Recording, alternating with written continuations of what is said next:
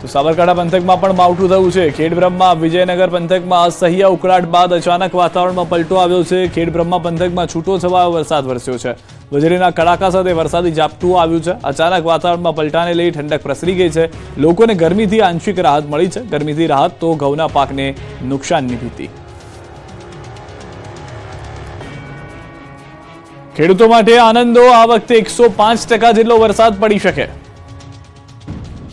ચોમાસાને લઈને ખેડૂતો માટે આનંદના સમાચાર આવ્યા છે। આ વખતે વરસાદને લઈને ખેડૂતોએ ચિંતા કરવાની જરૂર નથી। માંગ્યા કરતાં પણ વધુ વરસાદ પડી શકે છે। હવામાન વિભાગે વર્ષ 2025ના ચોમાસાને લઈને પૂર્વાનુમાન કર્યું છે। કેન્દ્રીય હવામાન વિભાગના અનુમાન મુજબ ચોમાસામાં સામાન્યથી વધુ વરસાદ પડી શકે છે। 105% જેટલો વરસાદ થવાની સંભાવના છે।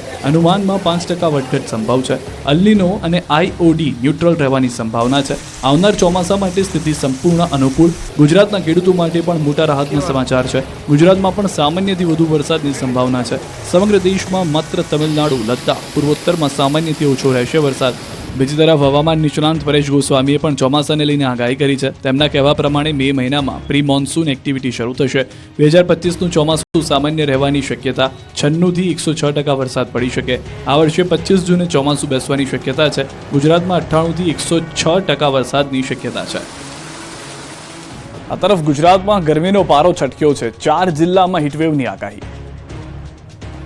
ભૂલથી પણ ન વિચારતા કે ગરમીથી છુટકારો મળ્યો છે। હજુ પણ આખરી ગરમી ગુજરાતનો પીછો નહીં છોડે। હવામાન વિભાગ અને હવામાન નિષ્ણાંતોના મતે હજુ પણ ગુજરાતમાં આખરી ગરમીનો રાઉન્ડ આવશે।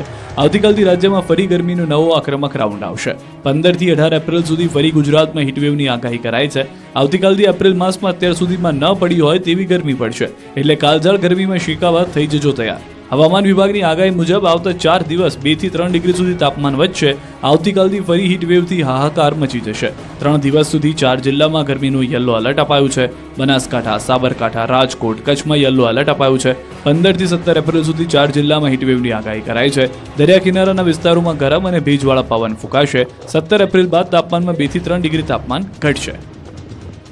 4 दिनों के लिए मैक्सिमम टेम्परेचर में 2 से 3 डिग्री की बढ़ोतरी का पूर्वानुमान है। उसके बाद 2 से 3 डिग्री का मैक्सिमम टेम्परेचर में गिरावट का पूर्वानुमान है।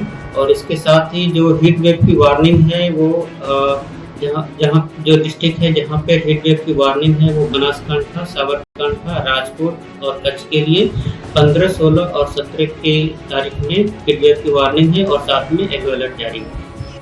કાળઝાળ ગરમીમાં ઠંડા પાણીની માંગ વધતા બરફની માર્કેટમાં પણ ગરમાવો। રાજ્યમાં ગરમી તાંડવ મચાવી